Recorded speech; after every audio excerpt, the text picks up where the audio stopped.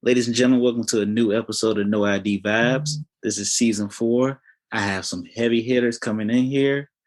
I have a talented young man here, a comedian, actor, thespian, creative, content creator. He's part of Lemon Pepper Season, who I refer to as the Wu-Tang of improv comedy because there's so many personalities, but they work as one unit. Enver Siddiky. What's going on, man? How you doing? All right, how you been, bro? Dude, it's been a wild couple of years since we met. As far as all the things that have happened because of how we met. It's facts. We met at comedy school. We graduated together. You know what I mean? Yeah, I was taught by the comedian Tim Lulis. Yep. Shout outs to Big 4-4. 4-4. How's everything been going, man, since comedy school? Man. I mean, that size like the sound of 2020 though, right? But even aside from 2020, that shit was real crazy last year. But I'll get into that later. That's like mad heavy. I'm not trying to just start off like that, but we can talk about that later. But aside from all that, 2020 was wait, you said the journey since then? I'm getting a little thrown off track here. All right. Ever since then, I did another stand-up set at Toast using the same material that I had made from those 2 months with comedy school. And then, I got to like refine some of the stuff that I did for the first set. And then, like trying to push myself and like write new material and stuff. And I've never really done that before. And, it's funny you say I'm a member of Lemon Pepper Sazon. And it's like, technically right now, I'm just a featured player because I had to kind of pull back because I wasn't able to commit to the things that they were doing because they're mad active. You guys got to check them out. Lemon Pepper Sazon. They're a huge comedy collective, like you were saying, the Wu-Tang of comedy, as far as in this area goes. And there are like 9 of them. But that's a group of comedians, actors, sketch comedians, improv, singers, from the ages of like early mid-20s all the way to Ms. Donna's what, 60? Yeah. And killing it, Ms. Donna. She's amazing. So, but then, getting back on stage like that, I started getting more into doing plays, which is how I got started in the first place with acting, doing theater. And so I got back to doing theater and was like, you know what? No, fuck it. I'm gonna recommit to making my future a life on stage or a life performing as an artist. Just like I'm just gonna recommit to being an artist. And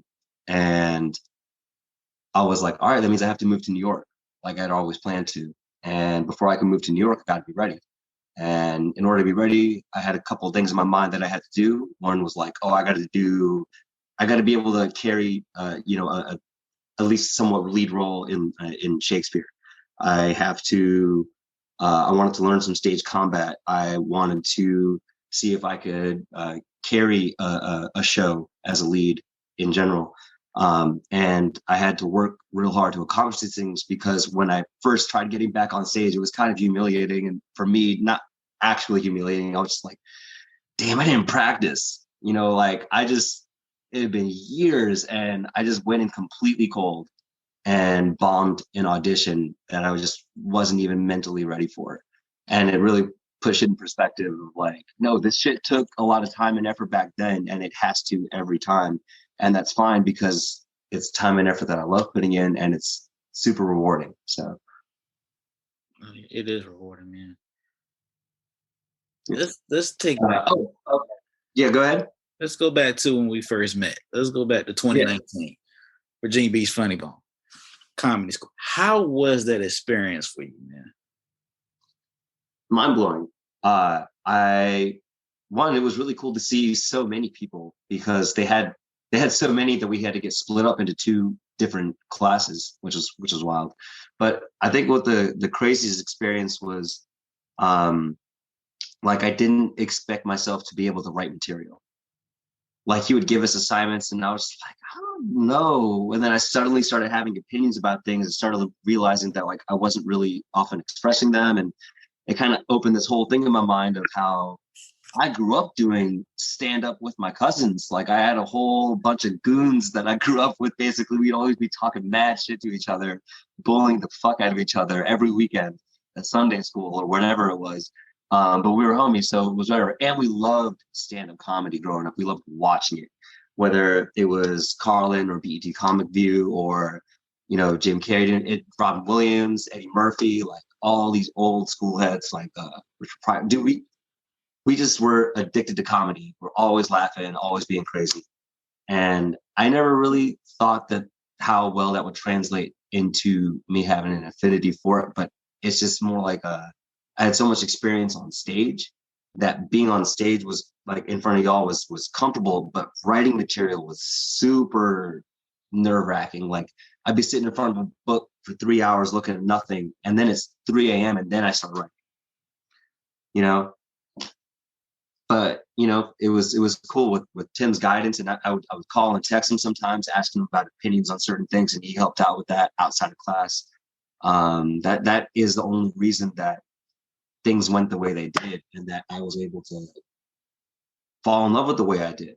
And we all kind of grew this little comedy school family, and people have been branching out. You're doing a podcast is amazing. Like and Lip's doing improv and acting and. Anyway, man, how about for you? Like, I want to know, like, aside from you talk. Bro, I still do comedy. I had, right after comedy school, I was just like hitting the open mics. And I got real comfortable going to Kazi's like every Thursday. And then I just branched. I said, I can't keep going there. I got to try different rooms. So I was trying out different rooms. And then I will probably say I had one horrible open mic. Horrible. What happened? Bro, nothing went over. I got heckled. It was a church crowd. I got heckled. You got heckled? I got heckled. And the thing was, she had. It's all right.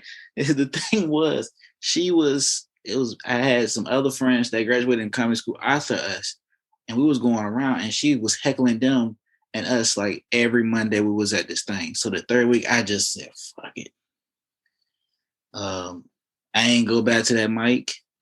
I took some time off. I got into the podcast, and I was taking acting classes as well too before COVID hit. It's nice. Yeah, I was trying to expand. I was trying to be on my Eddie Murphy shit. You know what I mean? And then I got the podcast. I had 3 friends. We got into podcasting. So it was 4 of us doing it. Lasted 2 episodes. I got my own podcast. Right. I remember that, yeah. I lasted 2 episodes, got back into it. Started getting more into the open mics. And then I started getting to showcases. I had did with Miss Donna, we did the Zydus Theater Plan B. And then she was going to do it for Sunday's Funnies. And then I was going to do one for Lionel Harris. And lo and behold, COVID snapped that shit away. Like I was submitting my videos off to NBC Unit Tips for their stand-up. I was sending them to a bunch of comedians. I did the old school way. I had put my shit on a flash drive and was mailing my stuff out to comedians and talent agencies. I heard back from one. That's old new school, by the way. That ain't old school. That's old new school. You send a flash drive? Fuck out of here. Anyway, moving on. Yeah, bro. I was on the grind. I had took another job and got out of the bank just so I can do more open mics. And I've been doing Zoom shows here. Did you have to drop that credit union joke though?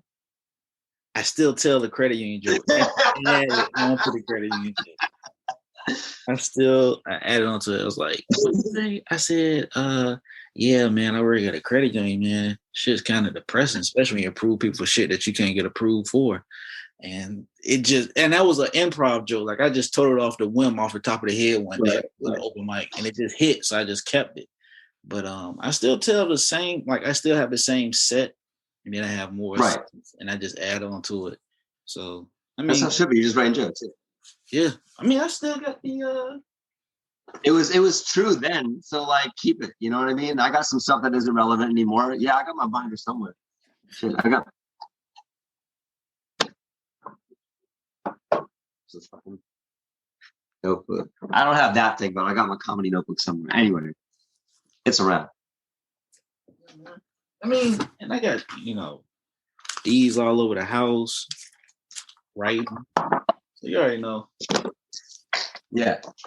You still tell the joke about, what was it? Like, it was something about school. Which one? You had the airport joke. You had the airport joke. Oh yeah. Oh hell yeah. Oh yeah. That's one of my favorites. That's timeless. That's timeless. And then was it rom-com? I forgot. It's been 2 years. Oh, that was about Bollywood. It was about like how it's like 17 genres in one movie and shit. But the real story with that joke was about my grandma and my aunt being pregnant at the same time. Okay. Because I have a huge family. I have a huge family. And like back in those days, in Bangladesh, we were getting married mad young. They were having kids mad young. Mm-hmm. And so like my cousin, she's older than my mom. And her husband went to school with my dad. You feel me? Like she was her mom's firstborn, who was her mom's firstborn. Okay. But each of them had mad kids. And they kept having kids while, you know what I'm saying? So by the time that my aunt was at an age where she could have children and she was married, my grandma was still having kids. And so I have like, yeah, it's weird. I remember I was like 21 and my cousin became a grandma. So I was technically a grandfather. Like, I'm gonna have to it's crazy. Write that down, man. Like, so the joke of that whole thing was about wondering what it would be like. Could you imagine getting pregnant at the same time as your mom, like at the same time as your parents, basically? But then also because here of our culture, you all live in the same house, so it's happening at the same time. Anyway. I'll leave it at that. I mean, that didn't really pull a lot left, but I'll leave it at that. It's like that, man. So is theater and acting like your first love? Yeah. So how did you get into that? Like, what made you get into that? It happened. Actually, really, it started with Shakespeare, and it started when we would read it in English class. And we would have the book in the class or the scene or whatever it was, and we would all arrange our seats in a circle and take turns reading lines or whatever, to get through a scene. And like for whatever reason, whenever it came to me, like I literally couldn't imagine reading it any other way than like trying to perform it, because it's Shakespeare. It's written that way, and I didn't think that was weird, but apparently that's not like the normal thing. It's not the common thing. But then, years went on, and the school I was at, they predominantly did musicals, and I had no idea how to sing, so I never went on about it. And I was doing sports at the time, and I just didn't know that they also did theater at that school, like dramas and plays and whatnot. I thought they only do musicals.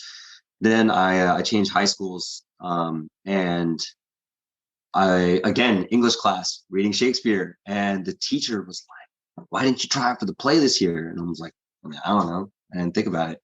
And she was like, "Okay, if you don't audition next year for the play, then I'm not talking to you." And I'm like, all right.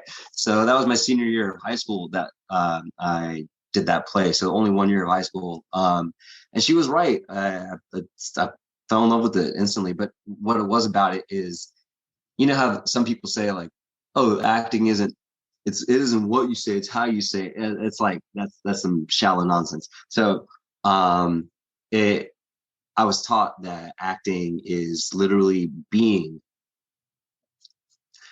and it came when our director basically sat us down and had us answer a bunch of questions about our character. Like, where are you from? What were your parents like? You know, do you have, were your siblings? You know, were you popular, cool friends, or were you nervous, anxious? Like, what kind of city you? All this random stuff that you realize isn't random, kind of makes up every kind of person. It was like all the stuff of the MySpace, you know, what was it, survey from back in the day. Um, but it changed. It made you change into a different person. And that's, I don't know, there was something about that. I don't know, I was made for it, I guess, and it was made for me. So we found each other that way. And by the way, that's how I got my nickname Toasty, because we were painting the set and we had a can of brown paint and it had a color grade scale for the shades of brown. And my skin tone was called Toasty. Really? So that's, and the nickname stuck. So it's all good. I mean, I had a nickname. It's Toasty Toast. What? I had a nickname in school. They called me Squidward. But I'm glad I grew out of that. You know what I mean? I'm glad I grew out of that, man. It took a while, but I grew out of it. So that's a tough one to take, man. That's a tough one. That's, like Squidward isn't just some random word. It's motherfucking Squidward. But, Squidward, exactly. It's like theater. Are you looking to do film? Have you done film as well too? Oh yeah. Okay, so you want to know like about the shit of okay, I feel you. All right.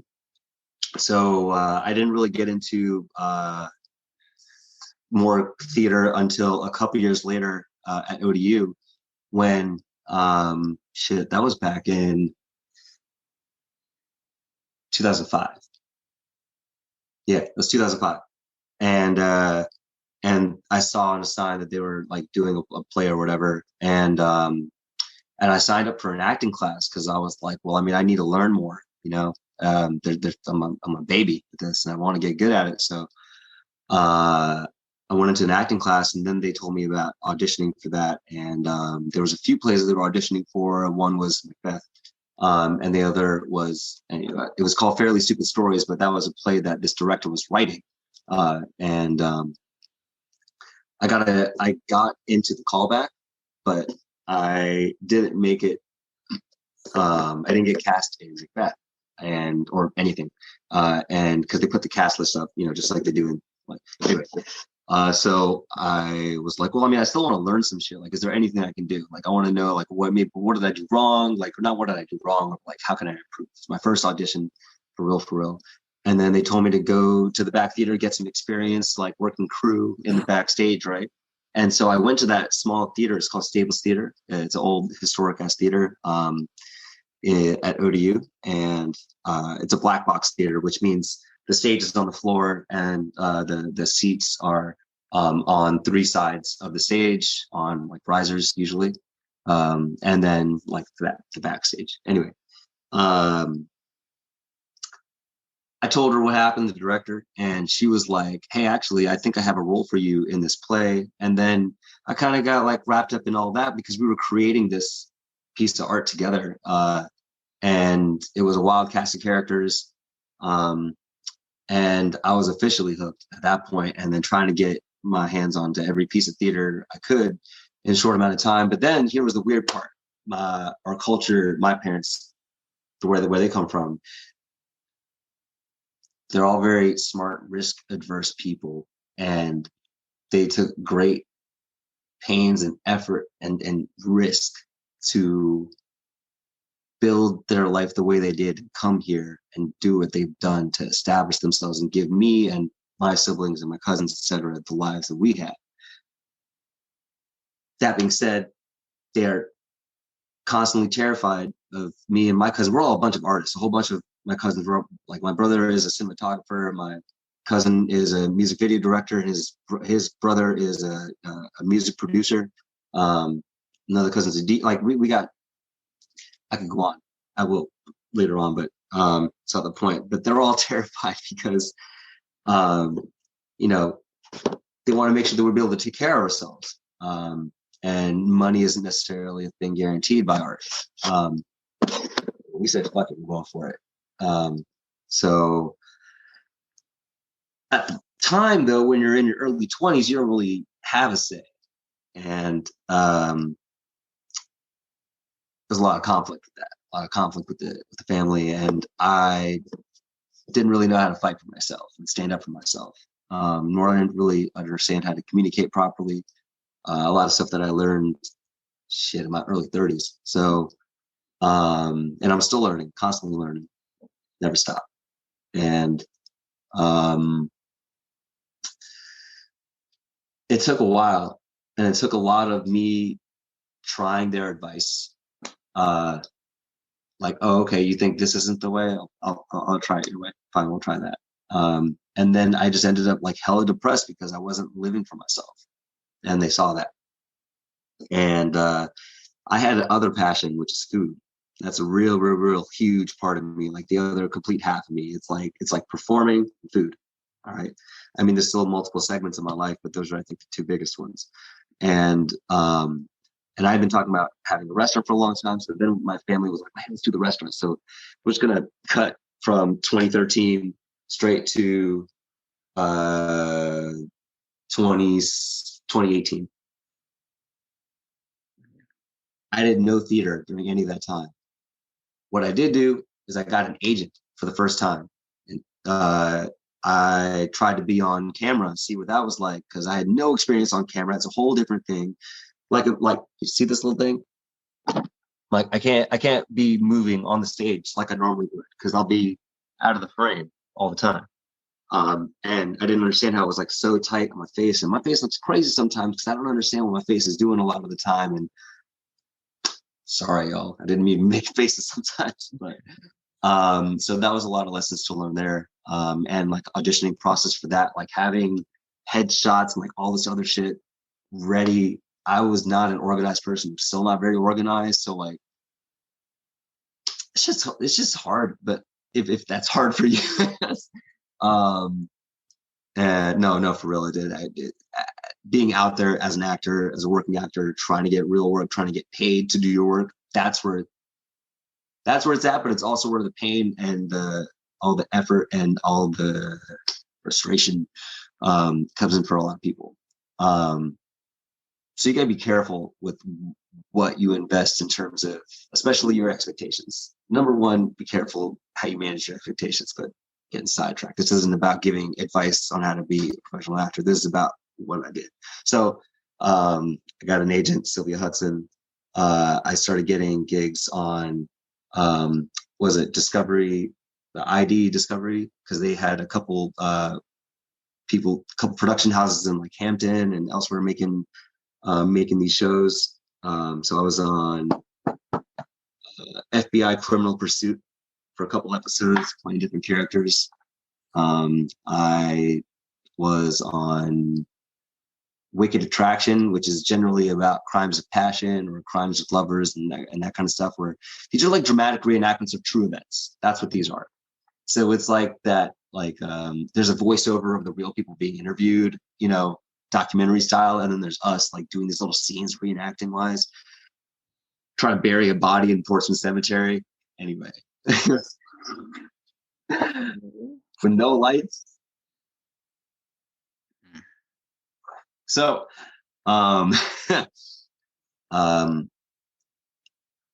it was really cool, really informative, huge challenge. But what was wild was the turn of events in my life. So I got cast in Wicked Attraction to play the murderer.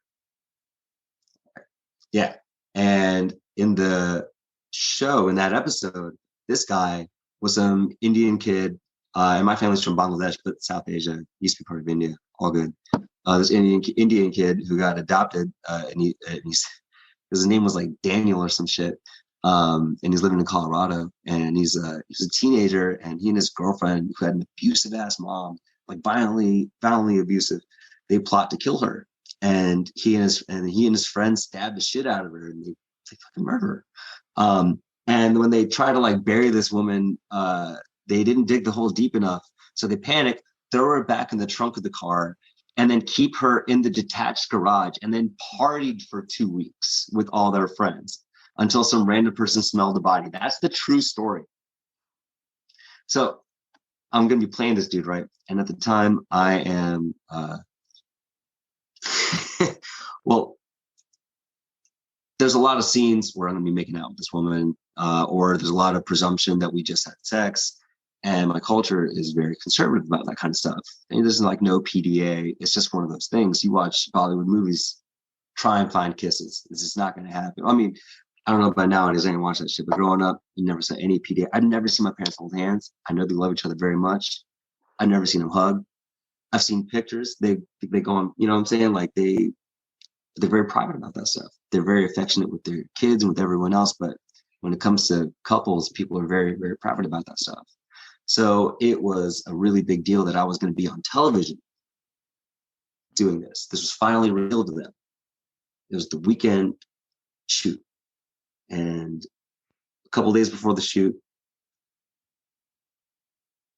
I have to tell them like what the content is, and they freak out. And basically, we had a huge talk, and the compromise that I came to with my agent and with the casting director was that I would switch roles with another actor and play the friend. And I actually happened to look a lot like the murderer, and the other dude was like this light-skinned Turkish dude with brown hair, and like, you know, whatever, but like, you know, and that's fine. They made do, and I felt bad for the crew and whatever, because that wasn't what they planned, and it really sucks because it was like a major event that I basically derailed because I didn't, you know, I don't know if I didn't stand my ground or if I was supporting my parents. I don't know, you know, and it's kind of both. And that really derailed shit because I basically told my agent that I wouldn't be able to do romantic scenes out of respect for my family. And you know, and she understood and she respected that, and it was fine. But like, you know, when it comes to people trying to cast you, they're like, "Wait, you can't do what?" All right. So then that's when I got into the restaurant industry. Did the Bangladeshi restaurant with my family, and then I left that in 2017, and then decided at the end of that year that I would get back to performing. So then I started. In that meantime, I had done improv at Push Comedy Theater. I'd done some classes. There are some old friends who opened this amazing comedy theater in Norfolk, in the Neon District. Go check them out. Take some classes, all kinds of things. Musical improv, stand-up, sketch comedy. Shit's not happening. I don't even know anymore. I forgot what COVID did to the world. Through all that acting stuff, I did the Shakespeare thing. I was in Macbeth. I did stage combat. I got to swing a fucking sword on stage, and it was tight.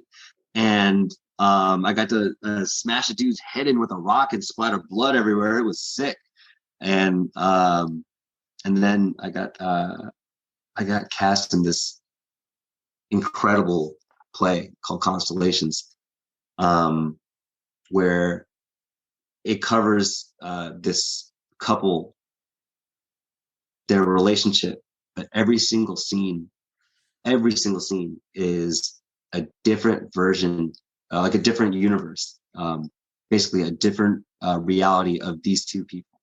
So like in one they're dating, in one they're dating other people, in one's cheating on each other, in one, you know, etc. All right. And the person I got cast in this show with is Tiffany, who is now my wife. That's how we met. Well, we met at Push Comedy Theater, but that's how we really got to be friends. And we became instant homies, and then fell in love. And there was a whole bunch of stuff that went, I mean, like anything else, well, life's crazy, man. But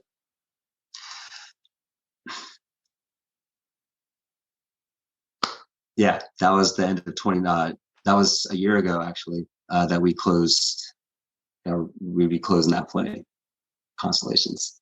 Yeah. You know, it's crazy, bro. We kind of got a little bit similar. It's outside of the theater. I can't I haven't tried theater yet. 2012. Yeah. Yeah, I ain't got into it. 2012, I got diagnosed with depression and insomnia. It's very bad. May sleep like 2-3 Shit. hours. I may wake up in the Oh middle my of the God. night. Yeah, it's bad. I started working out to clear my mind. It helped out a little bit. 2014, I break up with my girlfriend. It's a joke about it now. We're on and off for all these years. Get engaged in May. We break it off in June of 2014. 2018, Jesus, dude. I lost my uncle. He was very close to my uncle, OG. So I'm one sorry. night, my mom was gonna go to the Funny Bone to go see Godfrey. My mom and my dad were gonna go on New Year's Eve to go see Godfrey. Matter of fact, let me even rewind this. And from 2014 to 2019, I tried to franchise everything in the books. 7-Elevens, French Fry Heavens, sneaker stores, FedEx packages. I tried to flip house. I tried to do a bunch of shit that I knew nothing about, but I've always been funny. Go to 20. I've always you. been fucking funny. I've always been fucking funny. And I kept saying, like, I'm funny. Like, I was a class clown. I'm the guy at work that's always making people laugh. I was just doing stupid shit. Roasting all day. 2018, Uncle passes away. New Year's Eve, I go to the Funny Bone to go see Godfrey. I go with this female. We was gonna go to Newport News to go see Kevin. No, you went with a woman. You mean you went with a female person or a woman? A woman. I go with a woman. Who we don't talk no more. She friend zoned the shit out of me. But that's because of the comedy took over. I don't know. That's a whole different conversation, bro. That's a whole different conversation. Yeah, we'll that's a whole talk later. different conversation.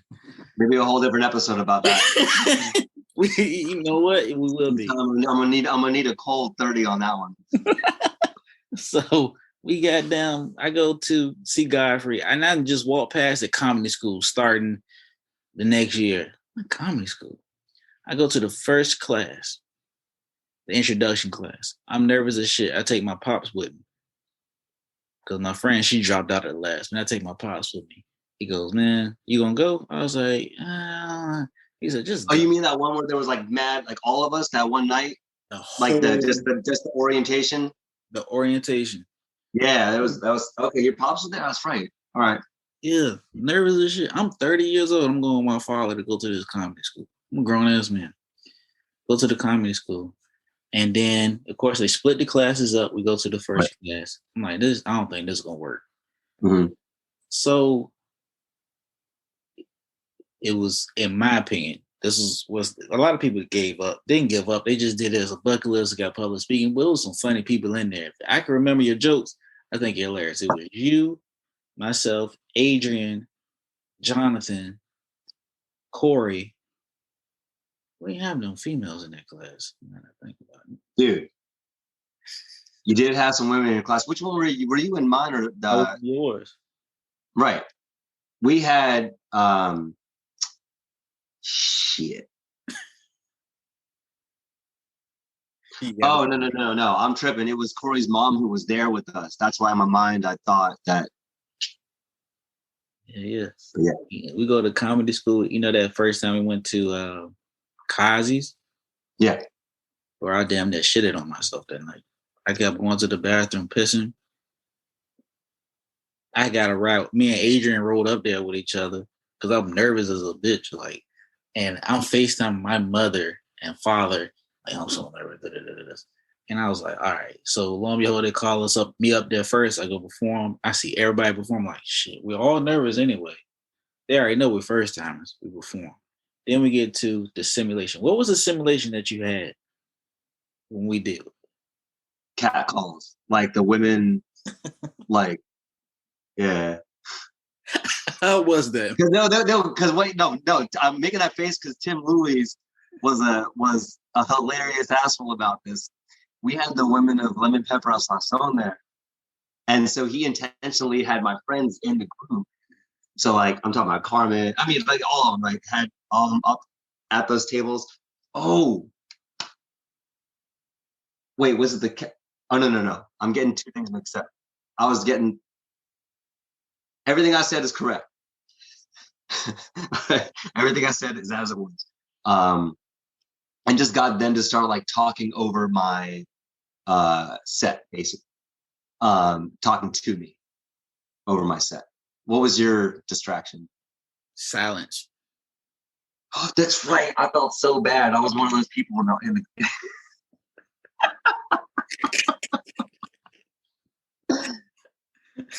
Tim was like, I know you're in this class with them, but like, yo, man, you need to. So it was a pain in my heart to do that to you, but it didn't at the same time. It was a simulation, bro. Like, damn. Yeah, when they was calling us up, it was like, oh, Enver. And they said, Jerome, it was like calling us all. I was like, first answer, shit, what did I get? They gave a fucking silent treatment. And I'm sitting up there just crickets. And somebody set the alarm on their cell phone to go off in the middle of my set. I think it was Sebastian. But man, that shit was so fucking brutal. It was so brutal. It was so brutal to see y'all. I think I laid my head on the table.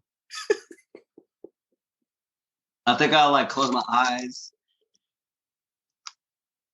It was real peaceful, that silence. It was so fucking horrible. You have to keep going. I said, can they get me out of here any quicker? And that shit actually happened to me with the heckler. After she heckled me and I went in on her, I got nothing but silence. But hey. So hey man, look, you swung and you hit a landmine, but so Enver, right? You've always been honing your skills. You know, I check you out on Facebook and Instagram. Now I know how to work the shit. I'm going to ask this question. I always ask everybody this question, right? Top 5 comedians dead or alive in any order with a starting 6-man. With the starting what? 6-man. Somebody coming off the bench.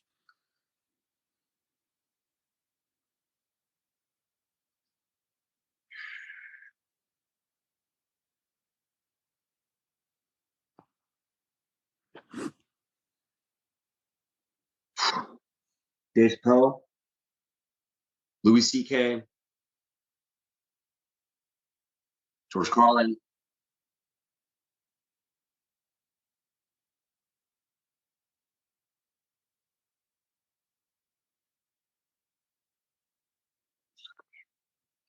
You're fucked up, man. I gotta ask this question. All right. Robin Williams. Okay. We're doing favorites or best? Favorites. All right. That's 4 anyway, right? Yeah. And then damn. Fucking shit. Why would you do this to me, man? Chris Rock. Okay. And then, oh man, Eddie Murphy. Fuck. Damn it. The problem is I can't. All right, yeah. Let's just do Eddie Murphy and then Chris Rock as I couldn't disgrace him, put him on the bench. No, man. Yeah, whatever, he's there, whatever. And if there's a second opener, then it better be Russell Peters. But yeah, he's amazing. At least that one set, that big famous one. If you haven't seen that shit, watch it in Toronto. I'm glad I got you on the show. One of my favorite comedians actually did last season for me. He blessed me with last season, Nora Davis. And on this season, I have a legendary comedian who I am not going to reveal. And I also have a legendary writer who I can't reveal. But when that set list comes out, just know, Enver, you're on that list with them. What? You're on that list with them. So what I'm gonna say is, I'm not a big fan of the big comedians. I like the ones that like the underdogs, like Tony Woods. See, like I want to make 2 lists in my head when you ask me that question, for that exact reason, dude. For that exact reason, because like there's there's a different thing from making HBO specials, like a different crap, or like selling out Madison Square Garden for like and then there's like the 10-minute Mitch Hedberg shit.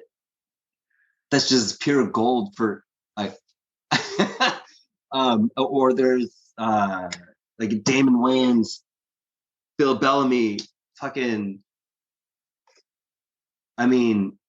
Mr. Cooper, Mark, whatever his fucking name is. I can't remember right this second. I'm sorry. Too many. Tommy Davidson, every person in Living Color. Like I grew up with that shit. And anyway, you're right though. But there's a difference though from the Netflix and the HBO specials to the ones that's actually putting out. Daniel Tosh, I fuck with Daniel Tosh's stand up. It's brilliant. Hey, you get a lot of people like that though, man. And I started naming these people, and they be like, who? Like the only big name comedian that I can say legit that I love and follow is Jerry Seinfeld.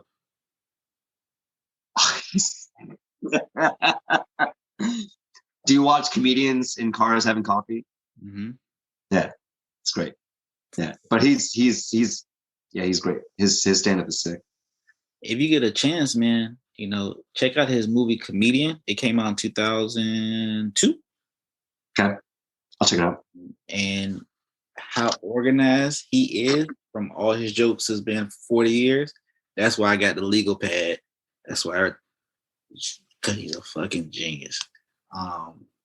Michael Collier is a favorite comedian. If you guys don't know who he is, Def Comedy Jam, BET Comic View, Live from LA, author now, actor.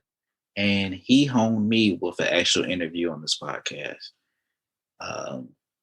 Diallo Riddle, you guys haven't seen Sherman Showcase on IFC. I interviewed him. Kitty Kaboom, if you guys don't remember from Cedar's World, I interviewed him. I actually have an episode coming out because March 5th, it's going to be the first episode. So if you guys are tuning in, it's already out. We're talking about kink. So this podcast is about the culture, is about the content, is about the journeys, is about the obstacles, is about the journeys, right? That's why it's called No ID, because I don't have a specific topic. I promised Enver to get on the episode last season, but I just overbooked myself. So I said, it's all good. Yeah, I had to get my. I wouldn't have been available anyway. Yeah, so yeah. I got you up here, bro. I'm blessed to have you up here. I'm blessed to have you. Hey, I'm blessed to be here. Thank you for this. Thank you for good shit though. Just in general, like all hard work you are perseverance when I see you. It's like I saw you in class that you did nothing but persevere and you kept trying your ass off. So that's just how you do it, man. Like Gary Vee says, like fail your ass off. That's it. If anybody wants to follow you, where do they follow you at? Like your content? Yeah. Oh, it's at Toasty Toast with 3 O's. 3 O's. Toasty Toast. I'll make sure I put it in the description below. You can follow the show No ID Vibes on Instagram. You can follow me on Twitter and Instagram at RomeDavis89. I do apologize for those. I had to change my name because for whatever reason I keep getting these goddamn bots telling me I can flip Forex. I don't know. It's a bunch of stupid shit that I keep getting in my followers. I guess the more you're gonna get more just for talking about it. I think the more hashtags I use, the more crazy shit I get. But is there any last thing that you want to say to those that's trying to break into the industry or they've listened to your story? Like any words of encouragement, words of advice? Yeah, man. I think like I'm trying not to oversimplify this because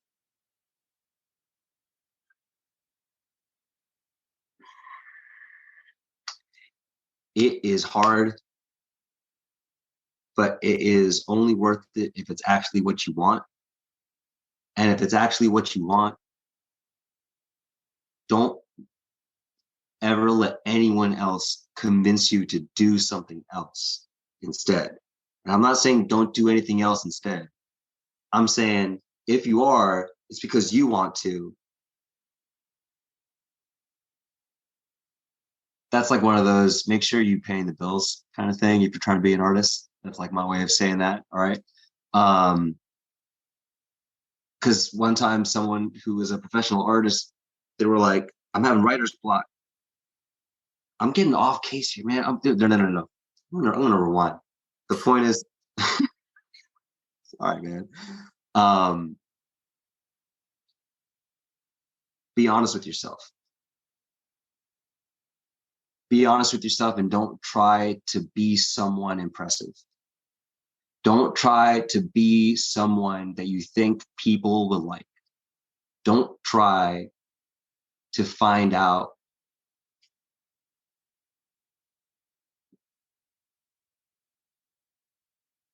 who to be. Like, don't waste any time on what other people think in that regard. Only think about how you judge yourself. All right. First, do that. And when you're honest with yourself, you're just gonna naturally. I'm about to get into a whole bunch of vibrational shit, and it's a bunch of metaphysical stuff, and I'm trying to avoid it. That's why I'm acting all weird and I'm looking all crazy, like, because it's a huge conversation.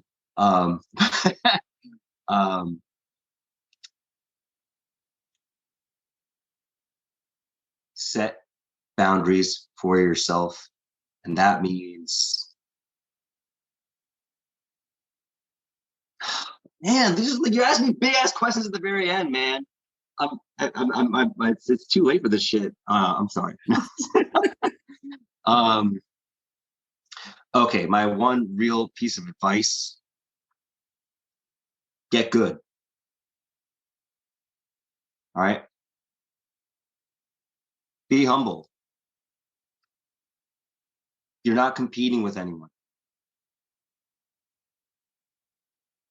The reason I was saying be honest with yourself, when you are, then the right things will find you. If you're like, I want to try and be this kind of a performer because that's what makes money, it might not find you in the most genuine way. And if it finds you, then you might not get the results you're looking for because you're probably trying to fill a void instead of following a genuine aspiration. So make sure you're not just trying to get validation from anyone, and make sure that what you're doing, if it's art, that is because you have nothing but the compulsion to create and not because you want to be adored or revered. Because if your output is your ego, art can't live on that. It's practically mutually exclusive. Now we get a lot of blending of that, and then money comes into play, and it confuses a lot of people because people think money is success. But then you have all these millionaires, successful ass people wasting away, literally killing themselves, ruining their lives, whatever the case may be. They're not happy. Why? So make sure you know why it is you're doing what you're doing. Yeah, I totally agree. Just to add on to it, the fame comes before the money. And when you're breaking into the industry, trying to be a comedian, an actor, podcast, or whatever, you are considered into a passion project. Don't ever lose your passion for this shit. Don't ever lose your passion. Always persevere. Don't give up. And be honest with you, fuck what everybody else thinks. Go for it. Somebody says, oh man, you're not gonna do it, you're not gonna make it. Fuck them. They didn't try it. Go for it. Shit, fuck it. You know what I mean? You're gonna get a lot more no's than you're gonna get yes. Trust me. You're gonna get a lot more no's. One last thing for all my people out there who are 2021's off to a good start. They cast a brown man as Jesus. Finally. Hence the I'm growing out my hair in this situation, which I'm not really used to, but it's whatever, you know. But yeah. What? Anyway, I just thought that was. This is an exclusive you just dropped. Yeah. You got to add more onto that, bro. I'm sorry. It's a short film of a dramatic reading for the passion play, like of the passion play, for the church for a church in Hampton Roads. They're doing a short film for Easter. So. All right. I'm glad. I'm always down to support. Yeah. Let me know if there's a screening, if I can watch it, whatever the case may have, man. Yeah. I'm always down to support. I got a few things coming up that I'll announce when they're ready to be announced and whatnot. But I'll keep you up on that. Yeah. Man, appreciate you, brother. Much love. Appreciate you, man. Much love. Take it easy, bro. You too.